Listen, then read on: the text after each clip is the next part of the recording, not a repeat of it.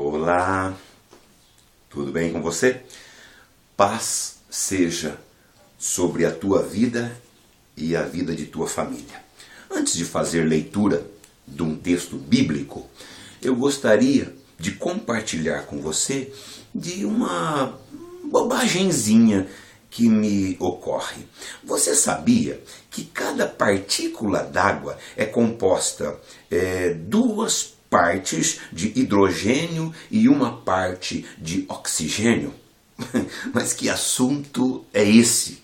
Que assunto é esse? Afinal, não estamos aqui para falar de fórmula química, mas é só alguma coisa que me ocorreu. De repente eu fiquei apiedado, eu fiquei com dó de algumas partículas d'água que têm a sua relevância, que têm a sua importância. Ela é apenas uma partícula, mas ela tem a sua existência e ela está lá represada e não consegue correr rio abaixo, ela não consegue executar o fim para o qual ela está represada. Por quê? Porque ora ela está na parte de cá e a comporta que abre é lá. Ora ela está na parte de lá e a comporta que abre é de cá. Ora ela está por fundo e a comporta que abre é essa aqui da dianteira. E está lá aquela ou aquelas partículas de água que têm a sua importância represada há anos. Onde eu quero chegar com isso?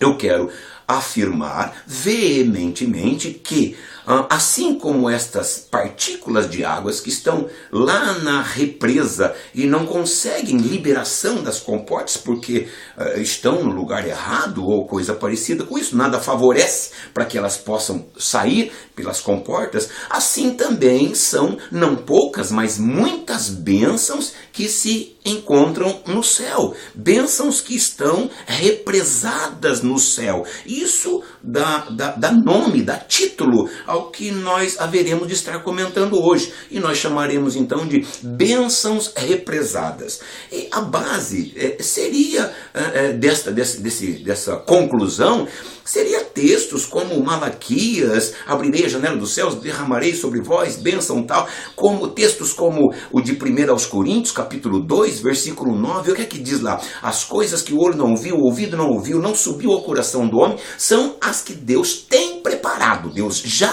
preparou para aqueles que o amam. Textos como Ezequiel, capítulo 34, versículo 26, onde o Senhor diz assim: eu farei chover, eu farei descer chuva de bênçãos. Ou seja, Deus tem represado as bênçãos no céu, porque Ele já as fez, e Ele quer, quando eu falo de Ezequiel, é quando Ele diz, eu estou separando os meus e eu quero abençoar. Deus quer fazer cumprir, Deus quer que as comportas do céu que são abertas o tempo todo, por ali passe as tuas bênçãos. As tuas bênçãos, as bênçãos que enriquecem e não acrescentam dores. Para isso, nós leremos então um texto que se encontra no livro de Isaías, capítulo 54. Diz o texto: canta alegremente, ó estéril, que não deste a luz. Exulta de prazer, com alegre canto exclama: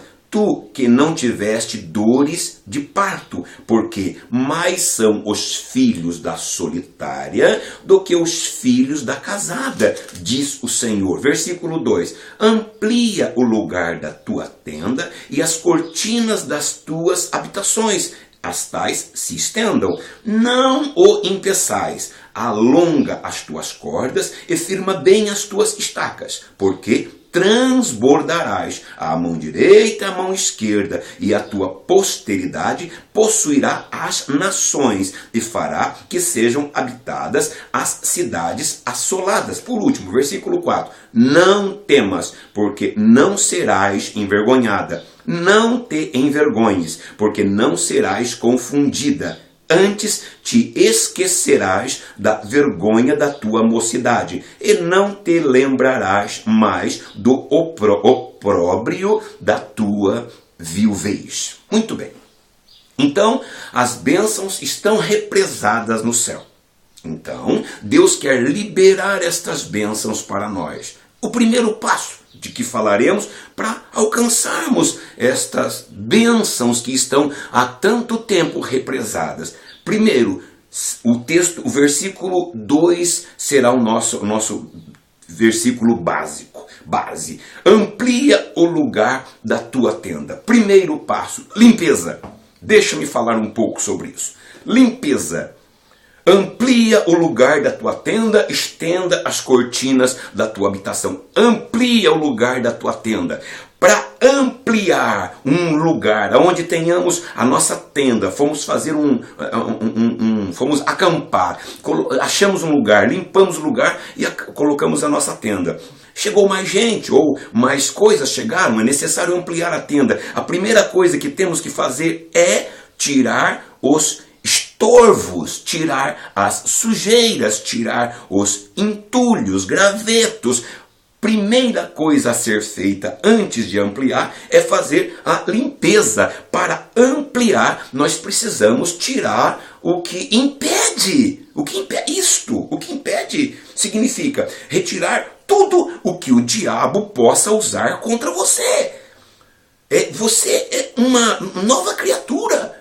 Então, não guarde os souvenirs da velha criatura. Entende o que está sendo dito aqui? Não guarde, dispense, tem lembranças que é bom ter só na mente. E olha lá, dispensa. É isso que tem te impedido de crescer. Deus está esperando a tua iniciativa. Deus espera por nossa iniciativa. Somos nós que temos que limpar para que a tenda possa ser ampliada. É a primeira coisa a se fazer. No livro de Josué, capítulo 7, versículo 12, Deus diz assim: não serei convosco se não tirardes o impuro do meio de vós. Então, agrada a Deus. Agrada a Deus que Ele libera a comporta. Salmo 37, versículo 4. Agrada-te do Senhor e Ele concederá todos os desejos do teu coração. Para ficar mais fácil um pouco de entender, vamos pegar um personagem bíblico, Abraão. Sim, Abraão, ele podia, deixa eu pôr aspas nisso, ele podia ter ficado com Agar. E teria justificativa. Ele teria 2 esposas, ele teria 2 filhos. Mas ao invés de ficar com Agar, ele deu ouvido a Deus.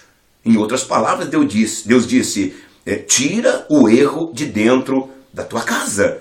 Amados, virão desconfortos. Você está confortável dentro da tenda, você tem que pegar um facão, você tem que ir lá fora, limpar, cortar, arrancar toco, raiz, entulho. É desconfortável, virá desconforto para fazer isso, mas é em prol de um conforto maior. Quer ver só? Versículo de número 10. Porque as montanhas se desviarão e os outeiros tremerão, mas a minha benignidade não se desviará de ti, e o conserto da minha paz não mudará, diz o Senhor, que se compadece de ti. No teu lugar aí, se possível, diga a seguinte frase: eu vou ampliar a minha vida. Muito bem. Segundo dos 3 passos, é rapidinho. Segundo passo, convencimento. Se nós lemos o versículo 2 que diz: amplia o lugar da tua tenda, a segunda coisa que eu vejo agora é: não o impeçais. Você encontrou o no meio? Não o impeçais. Ou seja, já existe este fato. Não impeças. Este o, talvez pensemos, não impeça Deus, não o impeça de abençoar. Esse o poderia ser alguém estabelecido por Deus para te abençoar. Não o impeça. Esse o seria: não faça corpo mole. Ao contrário disso, esforça-te, não o impeças. Não impeças, diz o Senhor. Não o, cadê o versículo 2? Não o impeças. Não impeças. E com base nisso, então, eu reforço: convencimento. Deus não está dizendo que vai fazer a parte dele. Ele está dizendo: eu já fiz, a minha parte já está pronta. Sabe, uma maneira de impedir as bênçãos de Deus, de permitir que as bênçãos fiquem lá no céu represada, é ser uma pessoa desestimada. Você tem que partir do princípio que você pode na terra ser odiado de todos, mas no céu você é amado de Deus. Deus te ama.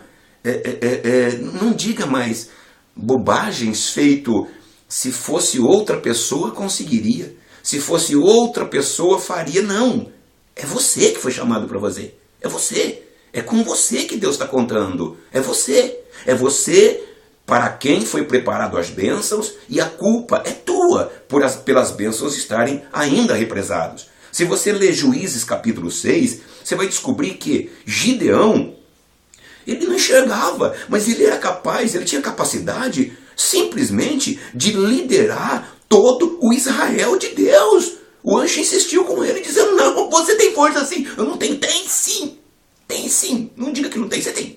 Você tem. Vai nessa força, varão valoroso, varoa valorosa. Gideão tinha talento, mas não percebia, ou não queria esforçar-se para perceber. Você tem talento.